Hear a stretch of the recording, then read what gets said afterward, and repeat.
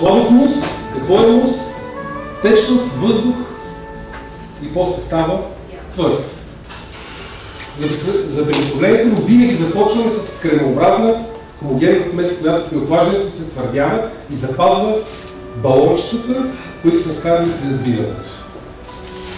Имаме различни съставки. В случая този мус, който е показан тук, той е на принципа на крем инглезе, с сметана, която използваме сметана, която забира, към нея прибавяме яйчната смес, сгъстяваме, прибавяме шоколада, разтопяваме и накрая какво се случва? Каква е разликата между прибавянето на финала, на сметана или на избит белтък?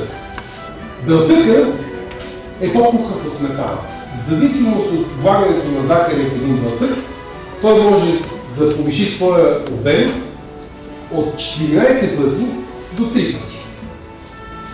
Значи, колкото повече захар, толкова по-малко се стига обема. Но какво се случва? Толкова е по-стабилен. Колкото повече захар има в един белтък, толкова е по-стабилен и по-трудно може да се пребие.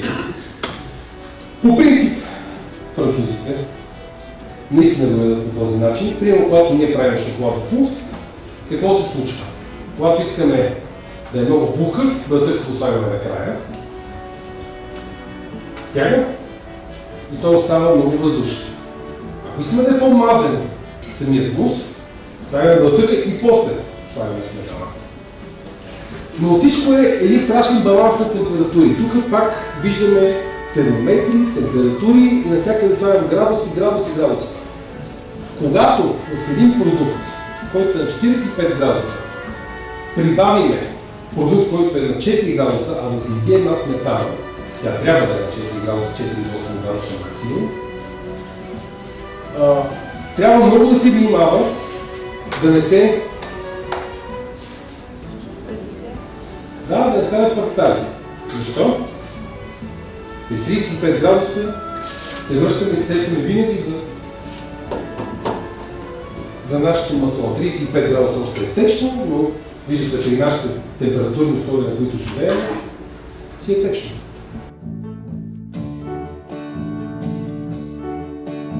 Както ви казах, шоколадният мус е 100% проба еквилибристика.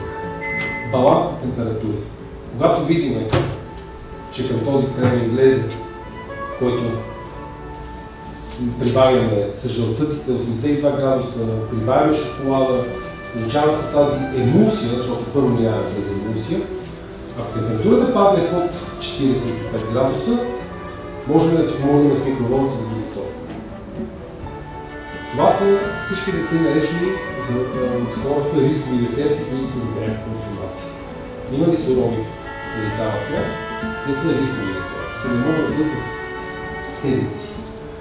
Когато направите шоколадов мус, най-добрият вариант е веднага да го сложите в чаши. Защо?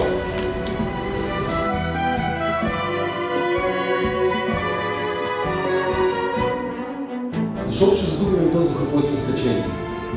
В момента, в който веднага го сложим в чаша, той има един обем. Направете си вкъщи експеримент, виберете се, направете си шоколадов мус и вижте. Половината го сложете в чашка сега, колкото ги се съберат, другата го сложете в хладилник. Изкарайте го след 3 часа и го сложете в чашка и ще пушите 2 чашки по-малко. Винаги трябва да приключим нашата работа на колко градуса, на колко работихме шоколада, че спомняте. 30-31. Там трябва да приключи. Там муса в тази температура трябва да спрете да бъзете. Почнете ли още да правите някакви магии, ще дадете яйца.